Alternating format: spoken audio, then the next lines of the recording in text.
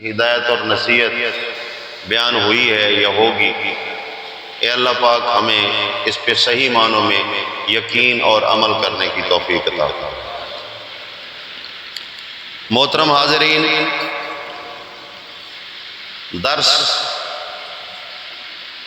کا معنی ہوتا ہے سبق۔ درس عربی کا لفظ ہے اور اردو میں اس کا ترجمہ ہوتا ہے سبق۔ جب ہم کہتے ہیں نا درس قرآن، تو اس کا مطلب یہ ہے قرآن کا سبق۔ تو سبق ہمیشہ سیکھا جاتا ہے، سنا نہیں جاتا۔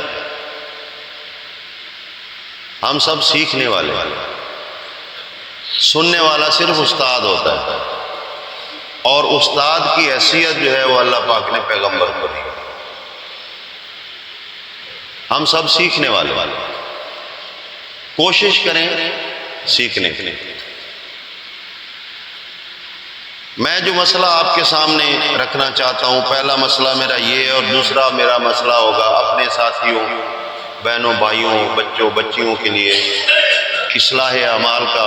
یہ 2 پوائنٹ میں رکھوں گا آپ کے سامنے، لیکن اہم پوائنٹ پہلا جو ہے وہ یہ ہے کہ جس کے اندر جاہل نہیں بلکہ علماء پھنسے ہوئے۔ ایک عام چیز ہم سمجھتے ہیں کہ جس نے لا الہ الا اللہ کہہ دیا وہ کفر سے نکل آیا۔ بالکل اسی طرح لا الہ الا اللہ محمد رسول اللہ جب کہا، دار الکفر سے دار الاسلام میں داخل ہو گیا۔ لیکن اس سے آگے 3 سفر اور ہیں۔ ابھی پہلا سفر ہے، کفر سے اسلام میں آیا۔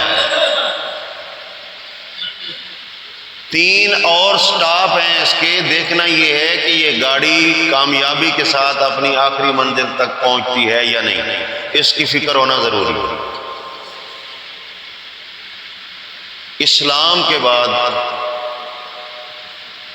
جو خطرناک مرحلہ آتا ہے وہ ہے منافقت کا، خطرناک ترین، جس کو ایمان کا مہلک زہر کہتے ہیں۔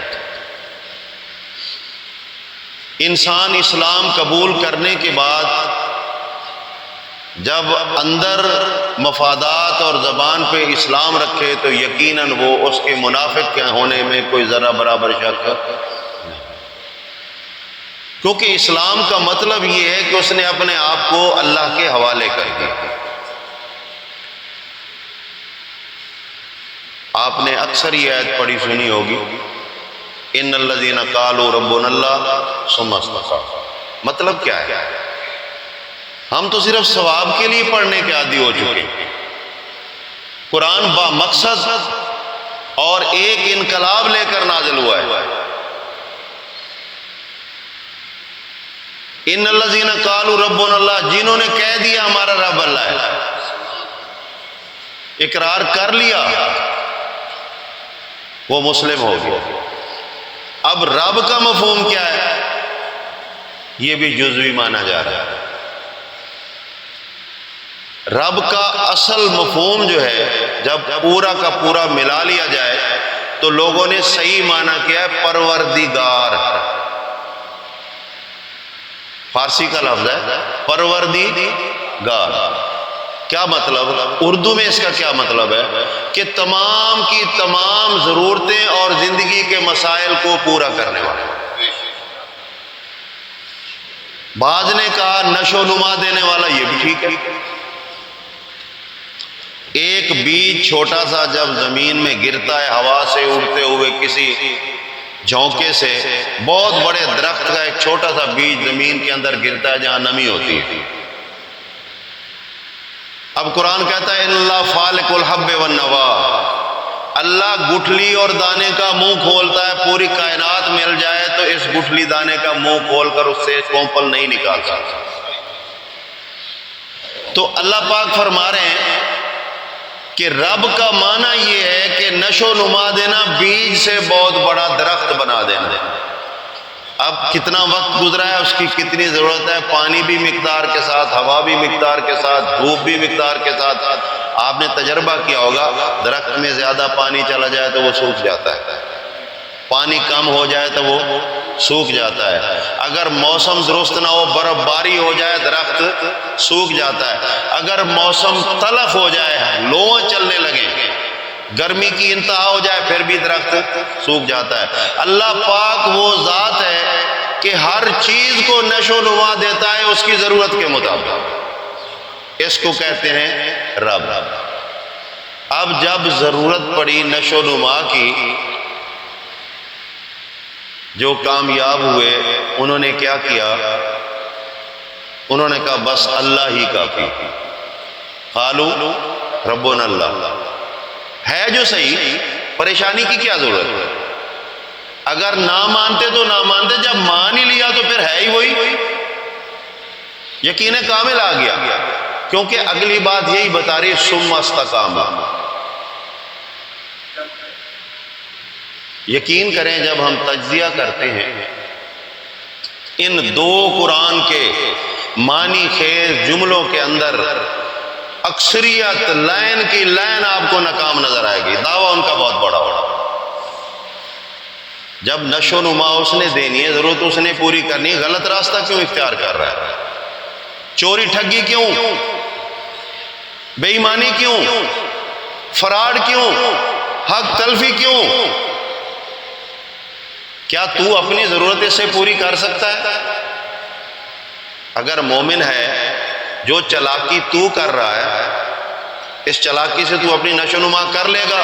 نہیں کر سکتا، پھر بھی وہیں پلٹ کر آنا پڑے گا۔ ربنا اللہ، اس نے دینی ہے نشو و نما۔ اگر یہ بات سمجھ آ جائے، پھر ثم استقاموا، آخر وقت تک دنیا جو کہے، بڑے بڑے لقب دیے جاتے ہیں مومنین کو، یہ آج کی بات نہیں۔ سیدنا نوح علیہ السلام کے ساتھی جو تھے، کمزور تھے، جن کو ہم آج کی زبان میں کم ہی کہتے ہیں، کام کرنے والے، کمہار، موچی، جلائے، کیا کیا جو بھی ہم نے نام رکھے ہوئے، تو بڑے لوگ کہتے ہیں اراذلنا بادی الرائے، تو بڑا آیا نظام بدلنے والا، جو تیرے ساتھ ہیں کوئی چودھری تو دکھا، سارے کمی لوگ ہیں، تیرا نظام نہیں چل سکتا، کمزور لوگ کیا نظام لائیں گے؟ تو جو پوری دنیا کو چیلنج کر کے کھڑا ہوا ہے۔ تو سیدنا نوح علیہ السلام جو جواب دیتے، بڑا پیارا جواب، فرمایا یہ نظام میرا نہیں ہے، میرا نہیں ہے، جس نے حکم دیا ہے وہ سب کچھ کر سکتا ہے، اگر مانتے ہو تو وہ سب کچھ کر سکتا ہے۔ اس نے ابابیلوں سے ہاتھی مروائے، مثال ہے یا نہیں؟ سورہ فیل پڑھ لیں، فارسل علیہم طیرا ابابیل ترمیہم بحجارۃ من سجیل، سجیل کہتے ہیں نوک دار چھوٹی چھوٹی کنکریاں۔ اب چھوٹی کنکری اتنا بڑا ہاتھی، مالک کی مرضی تھی مروا دی،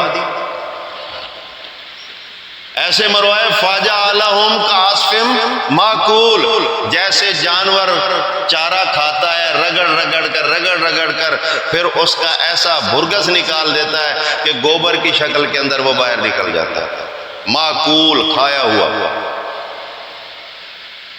جو لوگ کہتے ہیں نا بھوسا، بھوسا صحیح معنی نہیں ہے، بھوسا کہتے ہیں توڑی کو، توڑی پھر بھی بڑی بڑی ہوتی ہے، لیکن معقول کا صحیح معنی یہ ہے کہ اس کی کوئی حیثیت باقی نہیں بچی۔ پہلی سٹیج اسلام کے اندر آنے کی یہ ہے کہ جب آپ کفر سے اسلام میں آئے ہیں تو ذاتی مفاد کا بھی لے کر نہ آئے، کیونکہ ذاتی مفاد آپ کو منافقت میں لے جائے گا، پھر نتیجہ کیا ہوگا؟ مسلمان ہونے کے باوجود بھی جہنم میں۔ قرآن کی بات کر رہا ہوں، اللہ پاک فرماتے ہیں ان المنافقین فی الدرک الاسفل من النار، منافق چاہے داڑھی رکھے ہوئے ہو، حج کر رہا ہو، تسبیح چل رہی ہو، نمازیں پڑھ رہا ہو، لیکن اللہ رب العزت اتنا ناراض ہوتے ہیں اس کے اوپر، کیونکہ اس نے کھرا اسلام قبول ہی نہیں کیا، مفاد کا اسلام ہے۔ مذبذبین بین ذالک لا الہ الا ولا الہ الا، یہ کافر بھی نہیں ہے، یہ مسلمان بھی نہیں ہے، دونوں کو دھوکہ دے رہا ہے۔ تو فرمایا یہ جہنم کے سب سے نچلے طبقے میں ہوگا، اسفل السافلین۔ اگلی شک، کلمہ پڑھنے کے بعد دوسری رکاوٹ جو آتی ہے وہ ہے شراکت، شرک۔ اگر کسی طرح سے بھی شراکت اللہ کے معاملات کے اندر، علم کے اندر، حکم کے اندر، قدرت کے اندر، ذات کے اندر، صفات کے اندر، اختیارات کے اندر، کسی طرح سے بھی آپ نے کسی کو حصے دار، شراکت دار بنا دیا، تھوڑا یا زیادہ، تو یاد رکھیے اس کی سزا بھی جہنم۔ کیوں؟ اللہ فرماتے ہیں انہو من یشرک باللہ، جس نے اللہ کے ساتھ کسی کا حصہ شراکت بنا دیا، فقد حرم اللہ علیہ الجنت، اس پہ جنت حرام۔ منافق بھی جہنم میں، مشرک بھی جہنم میں۔ کلمہ پڑھنے کے بعد یاد رکھیے، کلمہ پڑھنے سے پہلے ایک ہی فتویٰ ہے، وہ کافر ہے۔ اگلے دو فتوے جو آ رہے ہیں، اگر اس نے معیار اسلام نہیں رکھا تو وہ ایمان قبول کرنے کے بعد آ رہے ہیں۔ اب تیسری بات ہوتی ہے مومن، کامیاب، تیسرا سٹاپ کیا ہے؟ مومن۔ تو مومن کا معنی کیا ہوا؟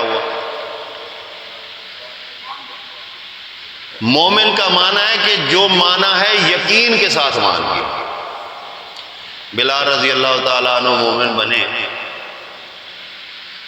مشرکین مکہ نے غصہ کھایا، کیونکہ کمزور پہ چڑھائی زیادہ ہوتی ہے، برابر کا ہوتا تو شعیب علیہ السلام کے بھائی زیادہ تھے، کفار کہتے ہیں اگر تیری برادری نہ ہوتی تو تیرا قصہ تمام کر دیتے۔ یعنی اللہ سے نہیں ڈر رہے، برادری سے ڈر رہے ہیں۔ ادھر کیا ہے؟ ادھر غلام ہے۔ آپ نے تاریخ میں پڑھا ہوگا، عمر رضی اللہ تعالیٰ عنہ جب ایمان لے کے آئے تو انہوں نے کہا آؤ کون روکتا ہے اذان دینے کے لیے خانہ کعبہ کے اندر، کس کی جرت ہے آئے؟ سب کی ہوا نکل گئی۔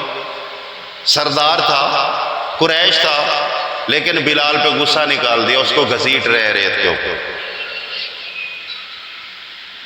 گھسیٹتے گھسیٹتے گھسیٹتے تھک گئے۔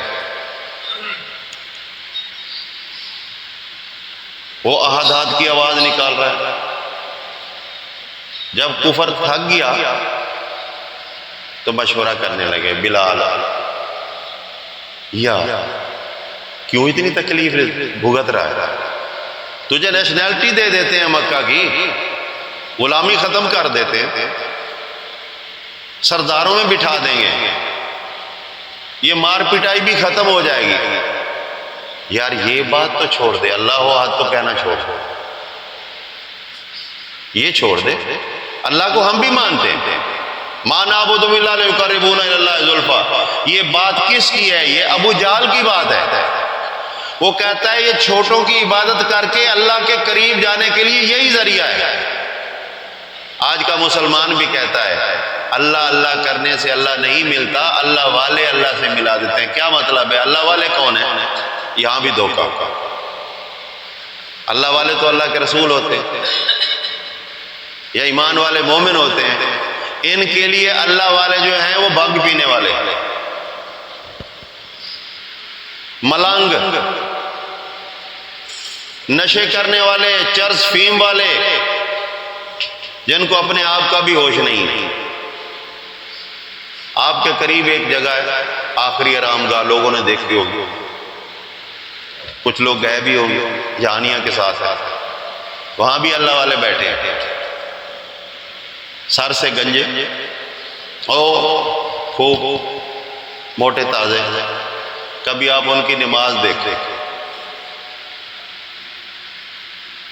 وہ ایک توتی سی بجاتے ہیں، لائن میں کھڑے ہو جاتے ہیں، 2 بار توتی بجتی ہے، نماز ہو گئی۔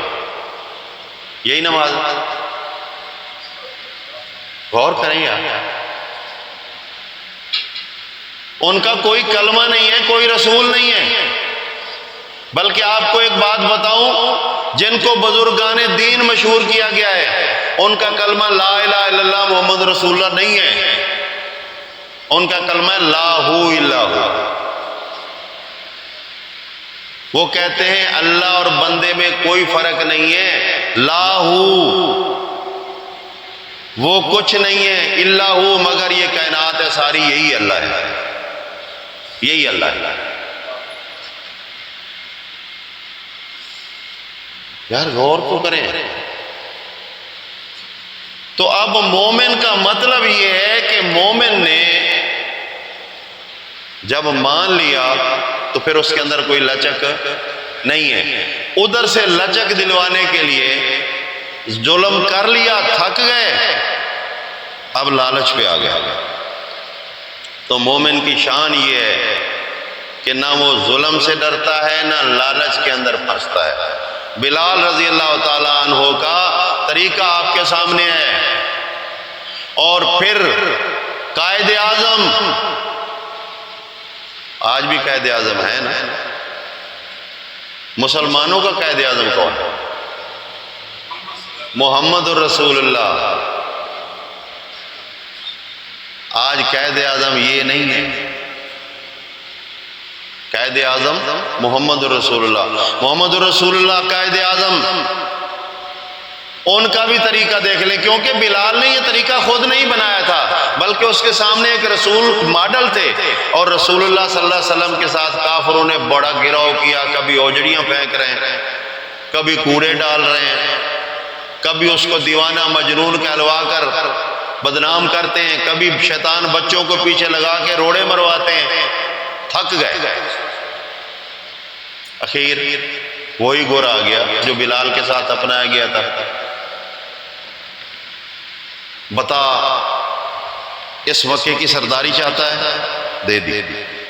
کوئی عورت پسند ہے، بڑے سردار کی بیٹی، جا نکاح کر۔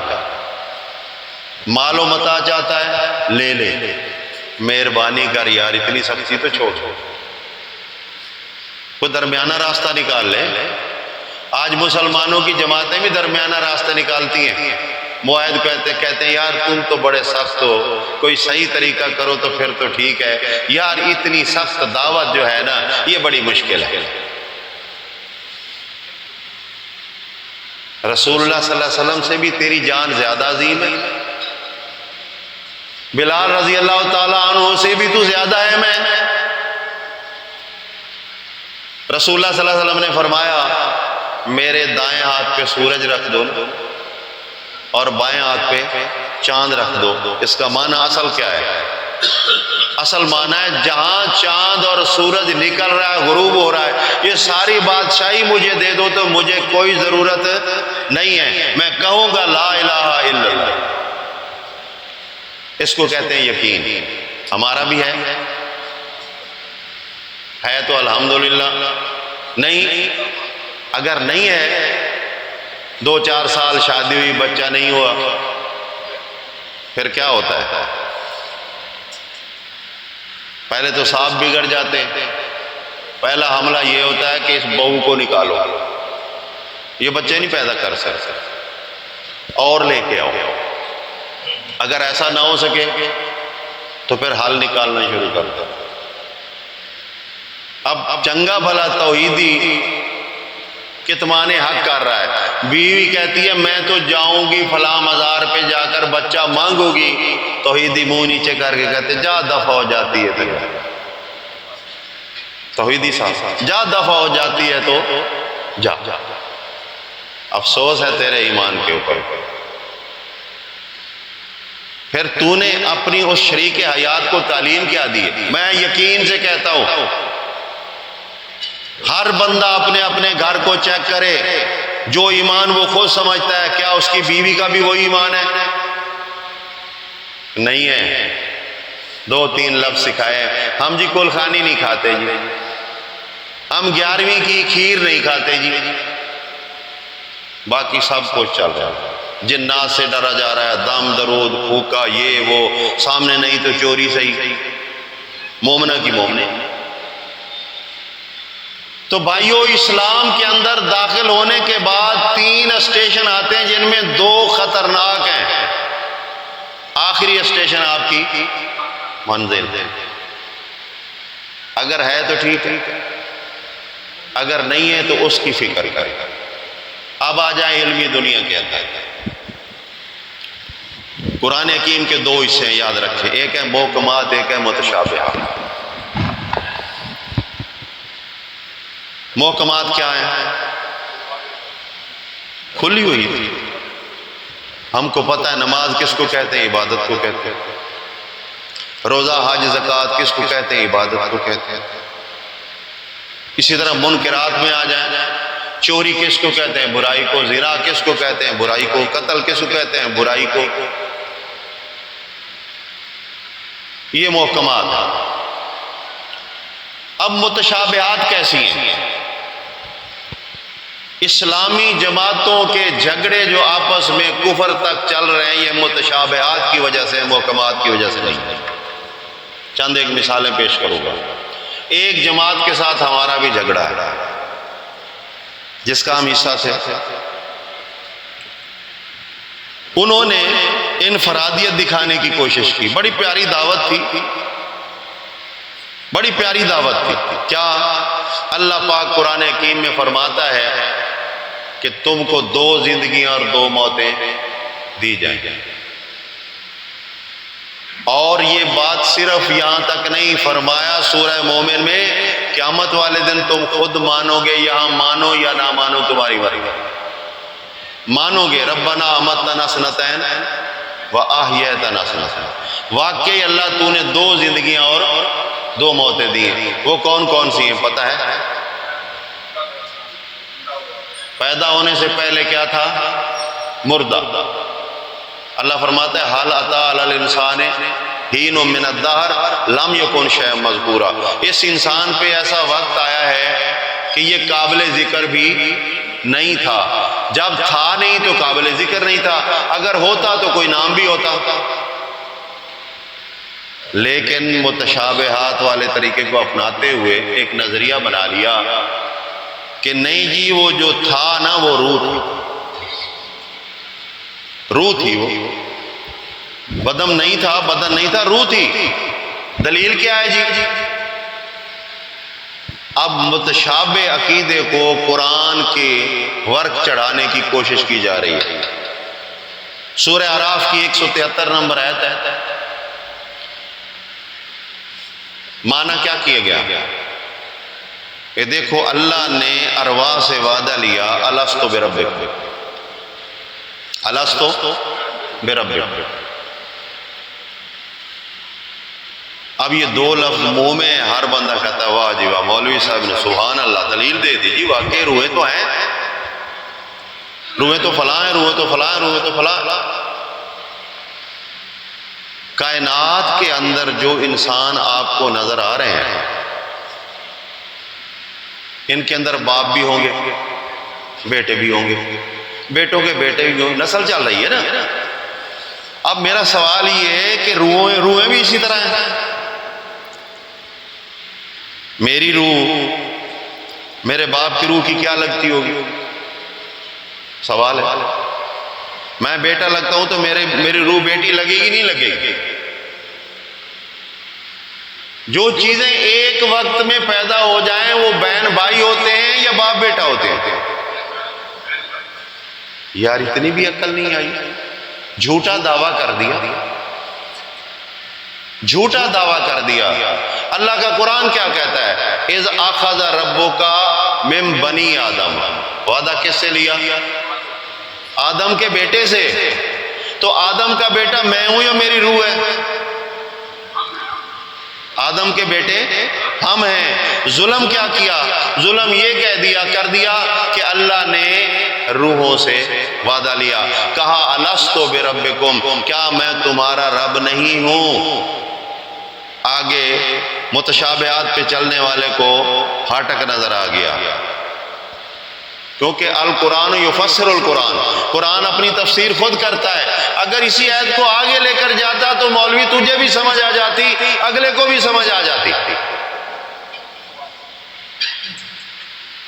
اللہ فرماتے ہیں ان تقولوا یوم القیامت انما اشرک آباؤنا، یہ وعدہ تم سے اس لیے لیا گیا ہے کہ کل قیامت والے دن تم یہ نہ کہو کہ شرک تو ہمارے باپ دادا نے کیا تھا، ہم تو ان کی اولاد تھے، ہم نے تو ان کو دیکھا جو کرتے وہی کر لیا۔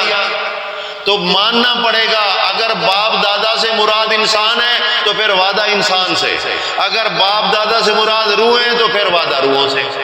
کرو فیصلہ۔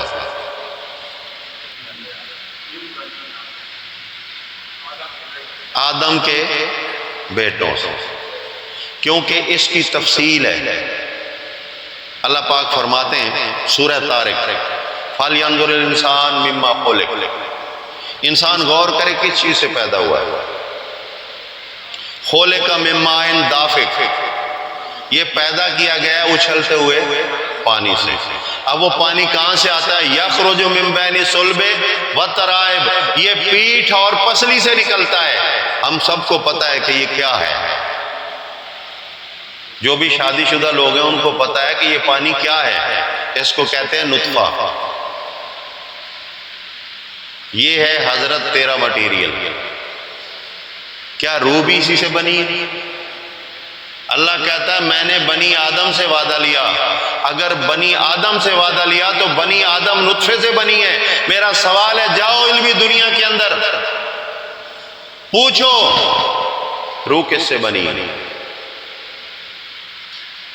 اس کا مٹیریل بتاؤ۔ اگر یہ کون سے بنی ہے، غور کرنا ذرا، کچھ لوگوں کا یہ غلط فہمی ہے کہ یہ مخلوق ہے، دلائل بھی دینے کی کوشش کرتے ہیں یہ مخلوق ہے۔ تو میں کہتا ہوں اللہ پاک نے جو مخلوق مرئی پیدا کی ہے وہ تمہارے کام ہے، جو غیر مرئی پیدا کی ہے اس کا تمہارے ساتھ کوئی تعلق بھی نہیں ہے۔ فرشتہ غیر مرئی ہے، ملائکہ غیر مرئی ہے، ان کا تمہارے ساتھ کوئی تعلق نہیں، تمہارا ان کے ساتھ کوئی تعلق نہیں ہے۔ اسی طرح جنات ہیں، جنات غیر مرئی ہیں، ان کا تمہارے ساتھ کوئی تعلق نہیں، تمہارا ان کے ساتھ نہیں۔ ہاں جو بکواس کرتے ہیں یہ بھوپے، یہ پیر، یہ جنات باز کہ یہ جن جو ہیں یہ اندر آ جاتے ہیں نکل جاتے ہیں فلاں کرتے ہیں فلاں کرتے ہیں، میں ان سے کہتا ہوں جن آگ سے بنا ہوا ہے۔ آگ سے؟ کس سے؟ آگ سے۔ جن پتہ نہیں کتنا بڑا ہوگا، میں نے تو نہیں دیکھا، کم از کم ماچس کی تیلی جتنا تو ہوگا نا، چھوٹے سے چھوٹا کہہ لیتے ہیں۔ سب سے پہلے تجربہ کرتے ہیں کہ اگر جن آب میں چلا جاتا ہے وہ آگ کا شعلہ، تو پہلے ماچس کی تیلی جلا کر اپنے منہ میں تو ڈالو، یہ برداشت ہو گئی تو پھر جن بھی برداشت ہو جائے گا۔ کیسی بکواس کرتے ہیں، کس طرح سے لوگوں کا ایمان خراب کرتے ہیں۔ یہ غیر مرئی مخلوق ہے، اس کے ساتھ تمہارا کوئی تعلق نہیں ہے۔ جو نظر آنے والی مخلوق ہے اس کے ساتھ تمہارا تعلق ہے۔ یہ درخت بھی مخلوق ہے، جانور بھی مخلوق ہے، پرندے بھی مخلوق ہیں، ان کو کھاتے بھی ہو، کام میں بھی لاتے ہو۔ یہ زمین بھی مخلوق ہے، اس پہ ہل بھی چلاتے ہو، مکان بھی بناتے ہو۔ یہ پہاڑ بھی مخلوق ہے، اس کو توڑ توڑ کر سیمنٹ بھی بناتے ہو، اس سے شو پیس بھی بناتے ہو۔ جو نظر آنے والی چیز ہے وہ انسان کے لیے، جو نہ نظر آنے والی چیز ہے انسان کا اس کے ساتھ کوئی تعلق۔ تو مجھے کوئی تو دکھا دے روح فلاں جگہ بیٹھی تھی، دکھاؤ نا۔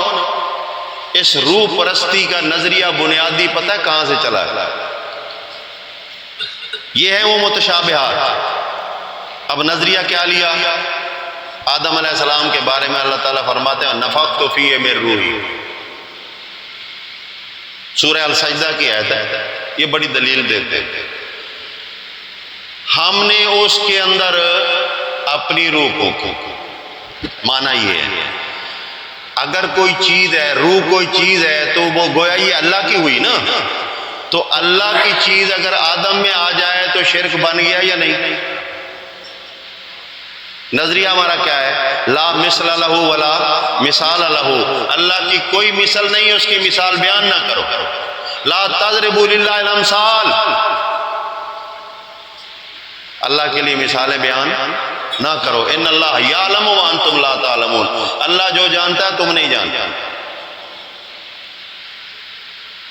یہ ایک متشابہات کا چکر چلا کر اب ہوئی آدم، اسی آدم کے بارے میں سورہ آل عمران میں اللہ فرماتے ہیں ان مثل عیسیٰ عند اللہ کمثل آدم،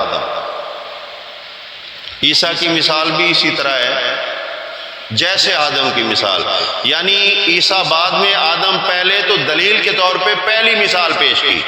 ان مثل عیسیٰ عند اللہ، اللہ کے نزدیک عیسیٰ کی مثال اسی طرح ہے کمثل آدم، جیسے آدم کی مثال تھی۔ کیا تھی؟ خلقہ من تراب، پیدا کیا کس سے؟ مٹی سے۔ ثم قال لہ، پھر اس کو حکم دیا، کہا کن، ہو جا، فیکون، وہ ہو گیا۔ اب قرآن تو کہتا ہے آدم کون سے بنا ہے، تو کہتا ہے اس کے اندر کوئی چیز داخل کی گئی ہے۔ اس کو سمجھنے کی ضرورت ہے۔ سمجھنا یہ ہے کہ جب اللہ کی روح کا معاملہ ہے، روح مانا امر ہوتا ہے، اور اللہ نے وہاں بھی حکم کیا، وہاں بھی حکم کیا، نکالی داخل کرنے والی کوئی چیز نہیں ہے۔ کیونکہ قرآن کو متشابہ لایا گیا، کیوں لایا گیا؟ اس کی ایک وجہ تھی، روایات کا سہارا لیا گیا۔ اور آپ کو میں بتاؤں کہ انہی روایات کے اندر عیسیٰ روح اللہ بھی ہے۔ عیسیٰ بلکہ کلمہ بنایا ہوا ہے، ابراہیم خلیل اللہ، موسیٰ کلیم اللہ، آدم صفی اللہ، ٹھیک ہے، اسماعیل ذبیح اللہ، اسی طرح پھر عیسیٰ روح اللہ۔ پہلی بات تو یہ ہے کہ سارے کلمے غلط ہیں، یہ جتنے بنائے گئے گھڑنتو کلمے، ہر پیغمبر جو ہے وہ رسول اللہ ہے، لا الہ الا اللہ، موسیٰ رسول اللہ، کیونکہ قرآن شاہد ہے اس بات کے اوپر۔ وَلَقَدْ أَرْسَلْنَا رُسُلَنَا، اللہ رسول کہتا ہے، ہم اس کا اپنی طرف سے نام بنا لیتے ہیں، یہ جہالت نہیں تو اور کیا ہے؟ اب آپ چل جائیں روح اللہ، عیسیٰ روح اللہ، معنی کیا ہے؟ عیسیٰ اللہ کی روح۔ اب آپ معنی خود نکال سکتے ہیں۔ اگر عیسیٰ اللہ کا حکم ہے، اللہ کے حکم سے ہے، تو پھر معنی ٹھیک ہے۔ اگر آپ یہ معنی نکالیں اللہ کی روح یعنی اللہ کا حصہ ہے، تو اس سے بڑا شرک اور کیا ہوگا؟ عیسائیوں نے یہی معنی لیا ہے، وہ جو کہتے ہیں نا اللہ کا بیٹا،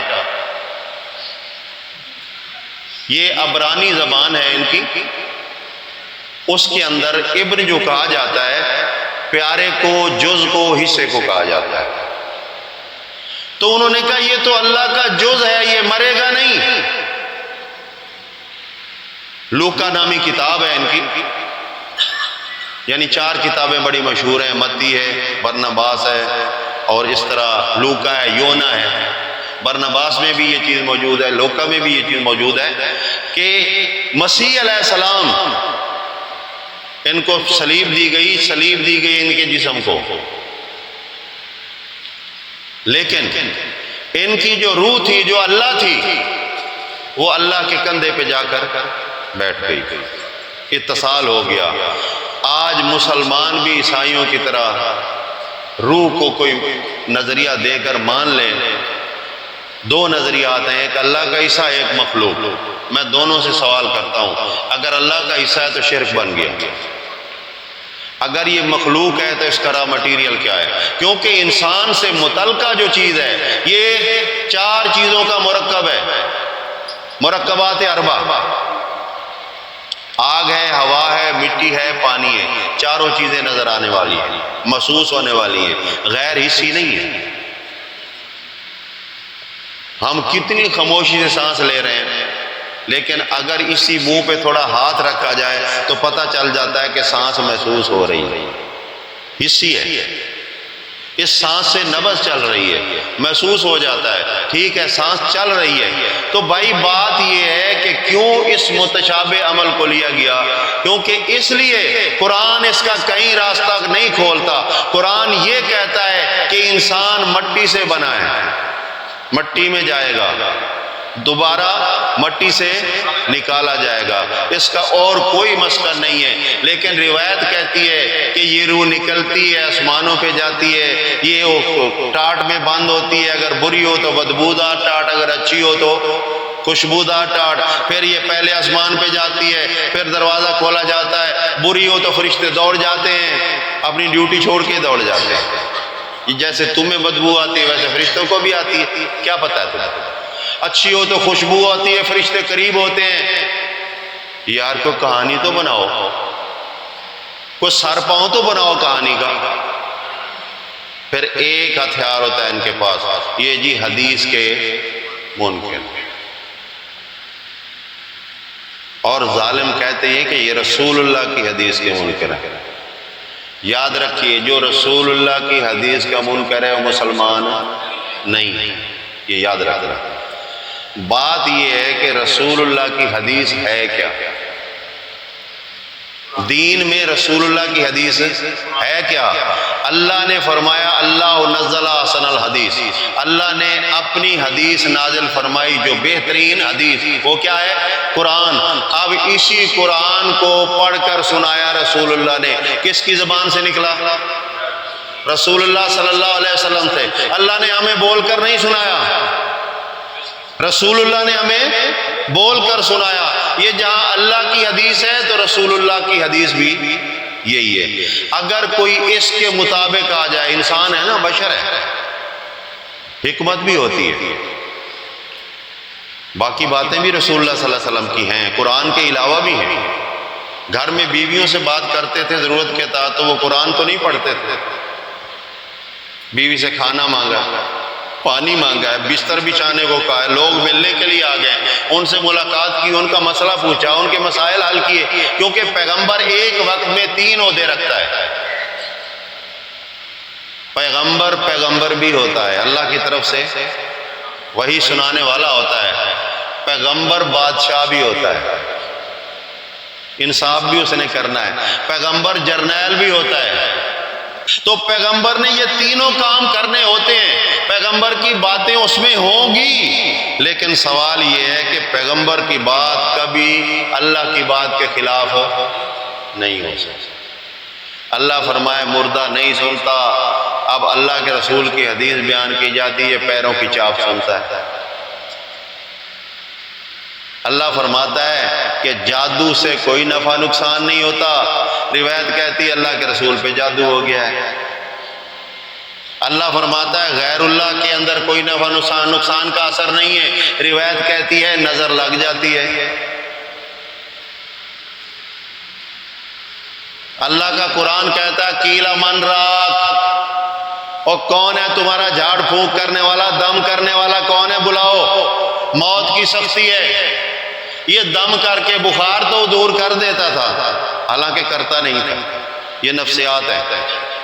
اچھے بھلے آدمی کو اگر آپ چاہیں تو الٹ پلٹ سکتے ہیں۔ اس کی مثال دیتا ہوں، بچوں کا پروگرام بن گیا سکول میں، آج تو چھٹی کرنی چاہیے، ان میں ایک چالاک انٹیلیجنٹ بچے بھی ہوتے ہیں، اس نے منصوبہ پڑھایا کہ بھائی جب استاد آئے تو جو میں تمہیں بتا رہا ہوں تم نے یہی کہنا ہے، چھٹی مل جائے گی۔ استاد آیا، جناب ادب میں کھڑے ہو گئے، استاد کرسی پہ بیٹھ گیا، ایک بچہ آیا، السلام علیکم جی، وعلیکم السلام، استاد جی آپ کا چہرہ آج مرجھایا ہوا ہے، خیر ہے؟ بہت نالائق آدمی، میں ناشتہ کر کے نہا نو کے بڑے سفید صاف لباس پہن کے آیا ہوں، میں خوش ہوں، تو کہتا ہے چہرہ مرجھایا، چل دفعہ۔ وہ چلا گیا، تھوڑی دیر میں دوسرا آ گیا، استاد جی آپ کا چہرہ لال نظر آ رہا ہے، آنکھیں بھی لال ہیں، کوئی مسئلہ ہے، بخار تو نہیں ہے؟ وہ شک میں پڑ گیا، یار دوسرا کہہ رہا ہے، وہ کہتا ہے یار میں ٹھیک ہوں، کچھ نہیں ہے۔ وہ پہلے والا جواب نہیں تھا، اب تھوڑا نرم جواب۔ اب جو ماسٹر مائنڈ تھا وہ اٹھ آ کر کندھے دبانے لگا، استاد جی مجھے لگتا ہے بخار تیز ہے یار۔ وہ کہتا ہے جاؤ یار چھٹی کرو، مجھے بخار۔ یہ ہے نفسیاتی اثر، نفسیات کے ذریعے یہ لوگ لوگوں کا ایمان خراب کرتے ہیں، اور میرے تیرے جیسے کہتے ہیں ہاں جی بالکل جی، اب یہاں سے پکڑیں گے اس طرح یہ ماس کو کھینچتے جائیں گے اور جب انسان کا جسم سہلایا جاتا ہے تو تھوڑی بہت سکون تو آتا ہے نا. وہ جس پہ دم ہو رہا ہے وہ کہہ رہا ہے ہاں آرام آ رہا ہے. وہ دو تین بار کھینچنے کے بعد ہاں جی آ گیا. اب نہیں بھی ہے تو پیر کی عزت رکھنی, ہاں جی آ گیا, چلو جاؤ. یہ نفسیاتی معاملات ہیں بھائی, کچھ بھی نہیں ہے اس میں. اور ہمارے ہاں خواتین کے اندر تو یہ بہت ہی زیادہ ہے, اللہ معاف کرے, اللہ تعالیٰ ان کو سمجھ دے. اور خواتین کا اتنا اہم مقام ہے, یاد رکھیں, ایک خاتون پورے خاندان کو یا بگاڑ سکتی ہے یا بنا سکتی ہے. اللہ کے رسول صلی اللہ علیہ وسلم نے فرمایا قیامت کے دن ایک عورت آئے گی, اس کے ساتھ ایک پورا لشکر ہوگا اور وہ اس لشکر کو لے کر جہنم میں چلی جائے گی. پھر ایک عورت آئے گی, اس کے ساتھ ایک لشکر ہوگا اور وہ اس لشکر کو لے کر جنت میں چلی جائے گی. صحابہ نے سوال کر دیا اللہ کے رسول کیسے؟ سمجھ نہیں آئی بات. فرمایا ایک عورت جب جوان ہوئی, شادی ہوئی, اس کے بچے ہو گئے, اس کا ایمان ٹھیک نہیں تھا, اس نے بچوں کو بھی وہی تربیت دی. پھر اس کے بچے جوان ہو گئے, ان جوان بچوں نے جو ماں سے تربیت لی تھی انہوں نے اپنے بچوں کو دینا شروع کر دی. یعنی یہ نسل جب 7 نسلوں تک چلی تو ایک شہر بن گیا, ایک پوری برادری لشکر بن گیا, لیکن بنیاد وہ عورت بنی. اگر اس کا ایمان ٹھیک ہوتا تو یہ پوری لشکر جو ہے یہ جنت میں جاتا. تو عورت کا بڑا کردار ہے. ہم عورتوں کو سمجھائیں, اپنے گھر میں عورتوں کو سمجھائیں, اچھے انداز کے ساتھ سمجھائیں. ہمیں موقع مل جاتا ہے, ہم مسجدوں میں جاتے ہیں, جمعے پڑھتے ہیں, واعظ و نصیحت کرتے ہیں, کتابیں پڑھ لیتے ہیں. ان کو ہم نے صرف روٹی پکانے والی مشین بنایا ہوا ہے. روٹی پکانے والی مشین, کپڑا دھونے والی مشین. انسان ہے وہ. ان کو ٹائم دیں, توحید سمجھائیں, اللہ کا دین سمجھائیں, وہ جہنم کی تباہ کاریاں سمجھائیں. اگر پیغمبر کی بیوی بھی ہو, ایمان ٹھیک نہ ہو تو وہ جنت, قرآن کا فیصلہ ہے نا. سورہ ممتحنہ پڑھ لیں, اللہ فرماتا ہے 2 عورتوں کا ذکر ہے جو کامیاب ہوئی اور 2 عورتوں کا ذکر ہے جو ناکام ہوئی. کامیاب کون؟ ایک تو فرعون کی بیوی کامیاب ہو گئی, خامد فرعون, بیوی مومنہ, اور کتنا بڑا دعویٰ کر رہی ہے مالک سے, یا اللہ جنت میں میرا گھر بنا, میرا گھر جنت میں بنا.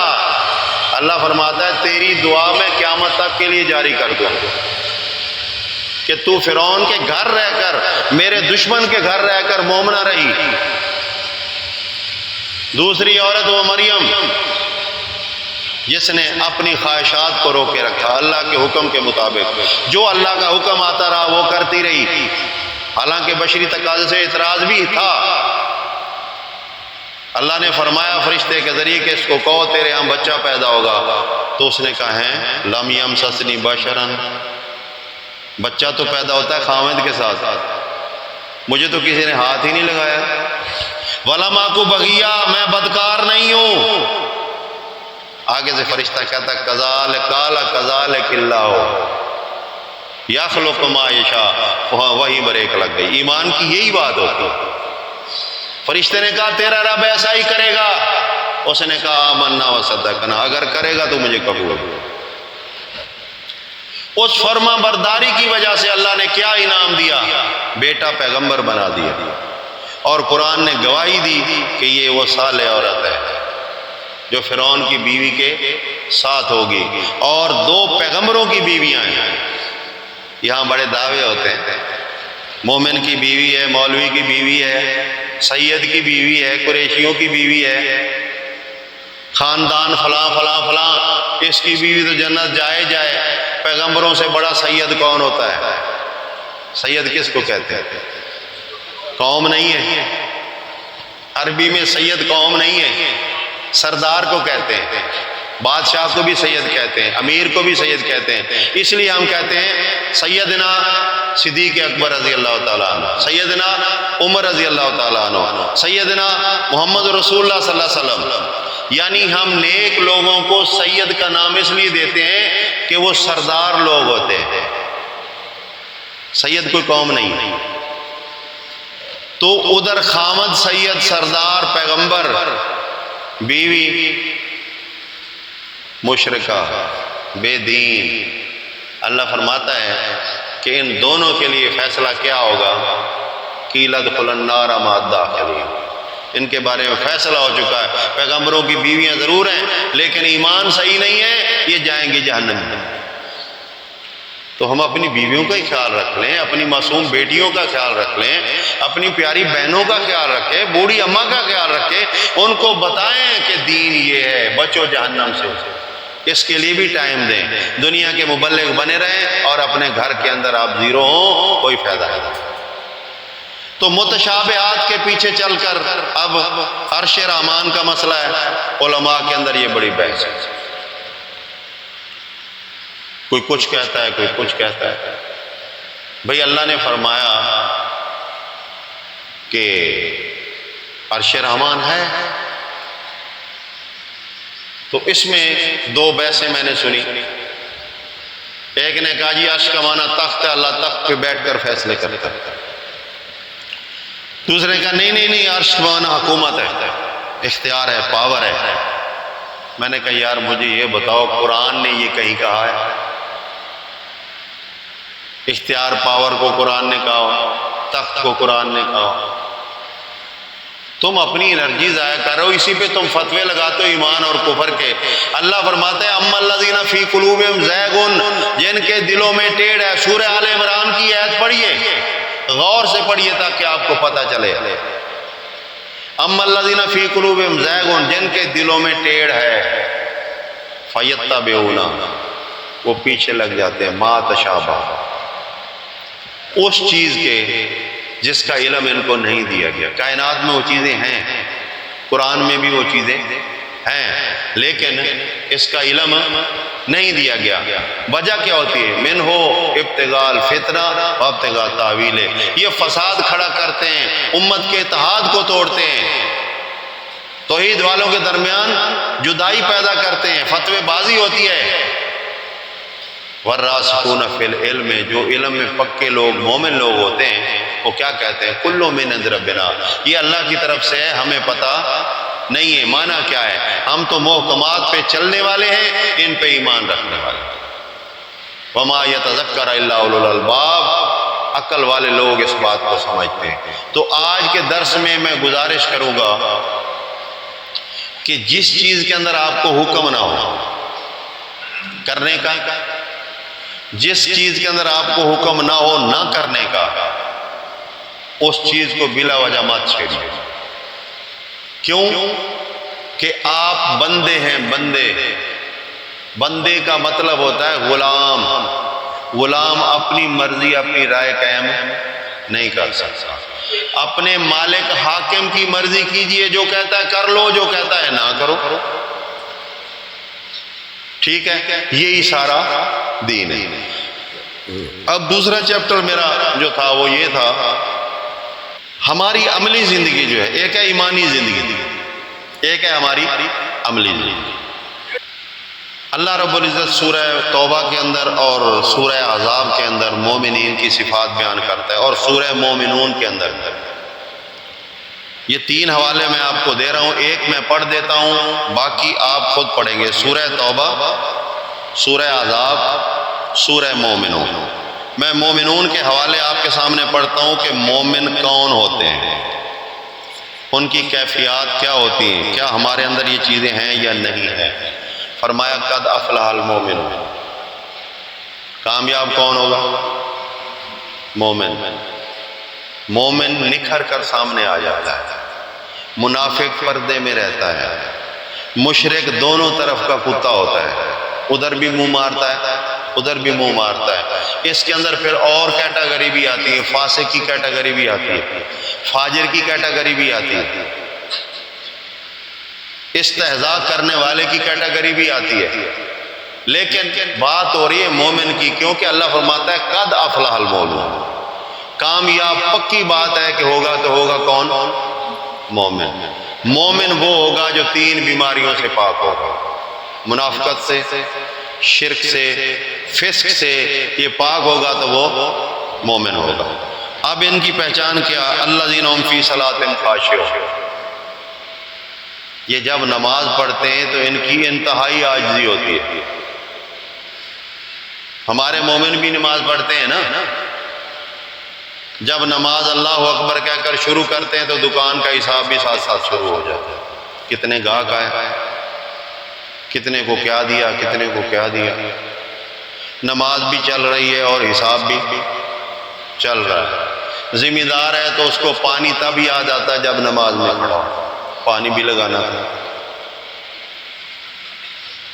ہر بندہ اپنی فیلڈ کو چیک کرے کہ کیا ہماری نماز جو ہے وہ اللہ کی بندگی کے ساتھ ہے۔ کیوں کہ نماز اللہ اور بندے کے درمیان رابطہ ہے، تیسری کوئی چیز نہیں۔ اگر تیسری چیز آئے گی تو شرک بن جائے گا۔ اگر کوئی نماز پڑھتا بھی اور یہ چیزیں نہیں چھوڑتا تو پھر آپ سورہ ماعون پڑھیں، 30ویں پارے کی چھوٹی سی سورت ہے۔ ارأیت الذی یکذب بالدین فذلک الذی یدعو الیتیم ولا یحض علی طعام المسکین۔ بڑے بڑے جرم ہیں، لیکن اس کے ساتھ ایک جرم یہ بھی ہے، فویل للمصلین، بربادی ہے، ہلاکت ہے۔ نماز تو پڑھتا ہے، نماز پڑھتا ہے، الذین هم عن صلاتہم ساہون، اہمیت کا پتہ نہیں، جو منہ سے بول رہا ہے۔ اس لیے ساتھیوں کہتا ہوں کہ نماز پڑھتے ہو تو نماز کا ترجمہ بھی یاد کر لو، تاکہ آپ کو پتہ چلے کہ الحمدللہ کہیں تو آپ کو پتہ ہو کہ تعریف صرف اللہ کے لیے، اور کسی کا نعرہ نہیں لگ سکتا، کسی کی بڑائی نہیں ہو سکتی۔ ہر وقت اللہ اکبر الحمدللہ سبحان اللہ تو ہو سکتا ہے، کبھی یا علی یا نبی نہیں ہو سکتا۔ تعریف ہے نا، یا اللہ بھی تعریف، یا نبی بھی تعریف۔ تو نماز سمجھ لو گے، اس کا مفہوم سمجھ لو گے تو پھر توجہ آپ کی نماز کے اندر رہے گی۔ الذین هم فی صلاتہم خاشعون۔ اگلی بات، والذین هم عن اللغو معرضون، کیونکہ کیچڑ جو ہوتا ہے نا، کیچڑ آپ کے لباس کا دشمن ہوتا ہے۔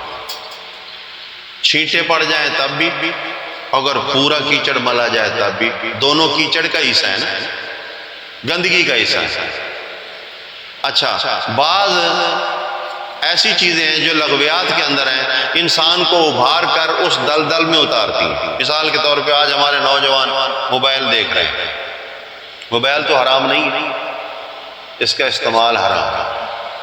اگر غیر شرعی چیزیں دیکھیں گے، نوجوان ہیں، خون گرم ہے، جذبات ابھریں گے، تو وہ اس چیز سے سبق لے کر کدھر جائیں گے؟ اپنے بچوں کو چیک کرو، یہ موبائل پہ قرآن پڑھ رہا ہے یا کوئی دوسری بیماری میں مبتلا ہے۔ اگر دوسری بیماری میں مبتلا ہے تو آپ کے بچے کے اخلاقیات بھی برباد ہو رہے ہیں، اس کا وقت بھی برباد ہو رہا ہے، آپ کی نسل بھی برباد ہو سکتی ہے، کیونکہ یہ وہ فضولیات ہیں جو ہمارے بچوں کو وقت سے پہلے جوان کر دیتے ہیں۔ جب چیزیں آنکھوں کے سامنے آتی ہیں نا تو خواہشات ابھرتی ہیں، پھر خواہشات کی تکمیل کے لیے انسان دوڑتا ہے، پھر حلال حرام کی تمیز ختم ہو جاتی ہے۔ جس طرح اللہ کے رسول صلی اللہ علیہ وسلم نے فرمایا کہ زنا آنکھ سے شروع ہوتا ہے، زنا کی ابتدا آنکھ سے شروع ہوتی ہے۔ جو اللہ سے ڈرنے والے ہوتے ہیں وہ وہیں رک جاتے ہیں، اگر کچھ تھوڑے آگے نکلتے بھی ہیں پھر ہوش آ جاتی ہے، پھر پلٹ آتے ہیں۔ جو بدبخت ہوتے ہیں اس کی آخری سٹیج تک چلے جاتے ہیں، پھر ان کا نقصان کیا ہوتا ہے؟ ان کا نقصان یہ ہوتا ہے، میں تو یہ کہا کرتا ہوں ساتھیوں کو کہ اللہ پاک نے انسان کو جن چیزوں سے منع کیا گناہ کہہ کر، اصل میں وہ گناہ نہیں ہے، نقصان ہے۔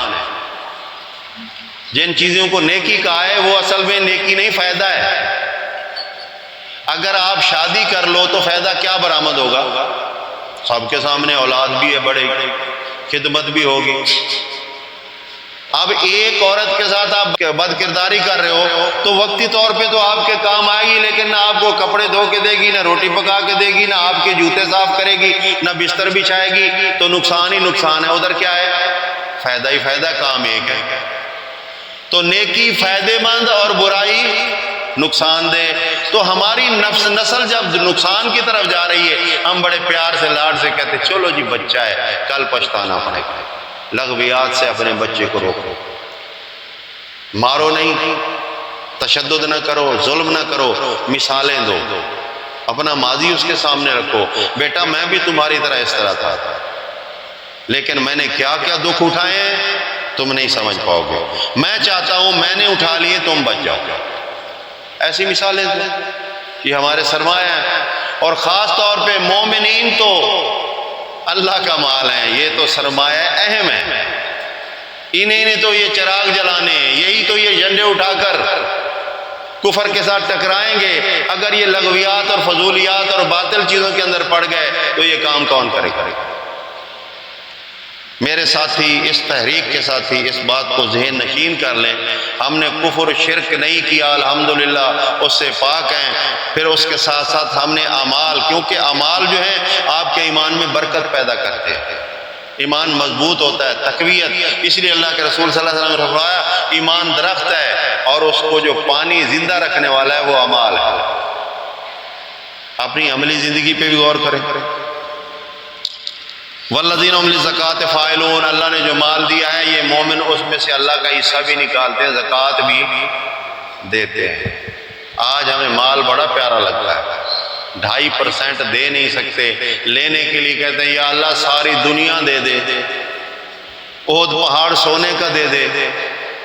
اللہ کہے چلو احد پہاڑ میں دیتا ہوں، 2.5% تو نے اس پہاڑ میں سے دینا ہے۔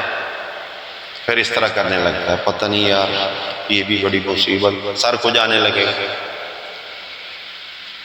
کبھی کبھی ایسا بھی ہوتا ہے، اللہ قارون کو بہت دیتا تھا، بہت دیتا تھا، اس کی کنجیاں بہت بڑی جماعت اٹھاتی، لیکن جب لینے لگا تو پتہ ہی نہیں لگا، پتہ ہی نہیں لگا۔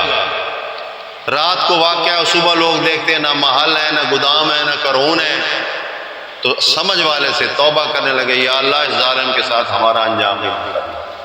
ہم تو واقعات دیکھ رہے ہیں، سیلاب آ رہے ہیں، زلزلے آ رہے ہیں، بڑی بڑی تباہیاں ہو رہی ہیں، حادثات ہو رہے ہیں، بندے مر رہے ہیں، لیکن ہم یہ سمجھتے ہیں وہی مر گئے، ہمیں مرنا نہیں ہے۔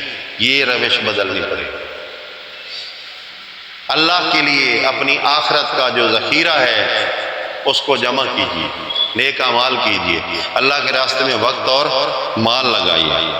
والذین هم لفروجہم حافظون، پچھلی بات کا ہی تعلق ہے کہ وہ لوگ اپنی شرمگاہوں کی حفاظت کرتے ہیں، الا علی ازواجہم او ما ملکت ایمانہم فانہم غیر ملومین۔ ہاں یہ چیزیں بیویوں کے لیے حلال ہیں، غلط سائڈ پہ نہیں جانا ہے۔ اللہ نے جب جوڑا بنایا ہے، معروف طریقے سے نکاح ہو گیا ہے، تو وہ آپ کی ضرورت ہے، آپ اس کی ضرورت ہو۔ تو یہ دونوں کے پہ حکم ہے کہ دونوں کام، دونوں فریق جو ہیں یہ غلط کام نہیں کریں گے۔ آگے فرمایا فَمَنِ ابْتَغَىٰ وَرَاءَ ذَٰلِکَ، یہ بہت بڑی زجر ہے، جو اس کے علاوہ کوئی اور راستہ ڈھونڈے، نکاح کو چھوڑ کر دوسری طرف چلا جائے، اچھے عمل کو چھوڑ کر برے عمل کی طرف چلا جائے، زکوٰۃ کو چھوڑ کر ویسے جناب دکھاوے کے لیے ہمارے عادت ہوتی ہے نا، 10 دیگیں پکا لے، اعلان کروا دیا فلاں چودھری ملک صاحب نے قرائت کی، آ جاؤ۔ کھانے والے کون ہوں گے؟ ہر بندہ کھا رہا ہے، کوئی پوچھنے والا پوچھ لے، ملک صاحب چودھری صاحب تو غریب نہیں، تیرے تو مربع زمین کا ہے، ایک چاولوں کی پلیٹ، گوشت کی پلیٹ کے پیچھے منہ اٹھا کے جو چلا ہے، اعلان سنا ہے تو نے؟ خیرات کس کے لیے ہوتی ہے؟ تو غریب ہے؟ وہ بھی مونچھوں پہ ہاتھ پھیرتا ہے، کہتا ہے چلو مل تو رہی ہے نا، اور یہ بھی کہتا ہے 10 دیگیں پکائیں، بڑا نام ہو گیا۔ اللہ فرماتا ہے حابطۃ اعمالہ، تیرے اعمال برباد ہو گئے، تو نے مجھے راضی نہیں کیا، تو نے تو اپنے نفس کو راضی کیا ہے۔ تیرا الہ تیرا نفس ہے، میں نہیں ہوں، اگر میں الہ ہوتا تو میرے لیے کرتا، تو نے اپنے نفس کے لیے کیا ہے۔ دوستو یہ مومن کے لیے بہت خطرناک چیز ہے، شیطان تو چاہتا ہے، پہلے اس نے زور لگایا ہمیں شرک کروائے، ناکام ہو گیا، اب وہ ہمارا زور لگا رہا ہے ہمارے لیے کہ ان کے اعمال برباد ہو جائیں، قیامت والے دن ان کی جھولی خالی ہو، تو ہمیں اس فتنے سے بھی بچنا ہے۔ اپنی زندگی کو بہتر سے بہتر بنانا ہے۔ رسول اللہ صلی اللہ علیہ وسلم نے دونوں چیزوں کی تعلیم دی ہے، آمنوا وعملوا الصالحات، یعنی آپ کا اگر جسم ایمان ہے تو اس کو ڈھانپنے کے لیے لباس جو ہے وہ اعمال ہے۔ اگر کوئی ننگا معاشرے میں پھرے گا تو کسی کام کا نہیں، برا لگے برا لگے۔ تو معاشرہ بھی آپ کی تبدیلی کو دیکھنا چاہتا ہے، چاہے کفر کا معاشرہ ہو۔ آپ پہلے شراب پیتے تھے، لڑائیاں کرتے تھے، جھگڑتے تھے، ہاتھ میں اسلحہ لیے گھومتے تھے، لیکن اب یکا کیا ہوا کہ آپ اذان سنتے ہی مسجد میں جا رہے ہیں، لوگ کہتے ہیں یہ وہی بندہ نہیں،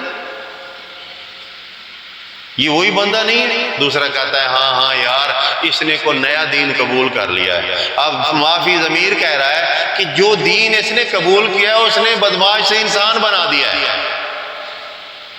یہ بھی ایک تبلیغ ہے۔ یہ بے ایمان تھا، چور تھا، بدمعاش تھا، زانی تھا، لیکن اس میں تبدیلی آ گئی۔ یار اس دین نے تبدیلی کی ہے، پہلے یہ ایسا نہیں تھا۔ تو اس طرح سے آپ کا یہ عمل تبلیغ بھی بن گیا، دین کے لیے بھی، آپ کے کردار کے لیے۔ تو آگے اللہ پاک فرماتے ہیں والذین هم لأمانتہم وعہدہم راعون، یہ بھی بہت بڑا چیپٹر ہے کہ بندہ خائن نہ ہو۔ یہ بھی منافقوں میں سے، منافقت کی 3 نشانیوں میں سے ایک نشانی، امانت میں خیانت نہ کرے۔ اور چھوٹی سی بات کرتا ہوں، ایک تو ہوتی ہے نا مال کی خیانت، ایک ہوتی ذات کی خیانت۔ آپ کے پاس کسی کا راز ہے، آپ 2 لفظ بولیں گے اس کی بیچارے کی عزت خراب ہو جائے گی۔ بہتر یہی ہے کہ اللہ پردے ڈالنے والا ہے، آپ کیوں نہیں ڈالتے؟ آپ کیوں نہیں ڈالتے؟ پھر اللہ کے رسول نے یہاں تک سمجھایا ہے کہ بیوی اپنے خاوند کی خوبیاں بیان نہ کرے دوسری عورتوں کے سامنے، اور نہ ہی خامیاں بیان کرے۔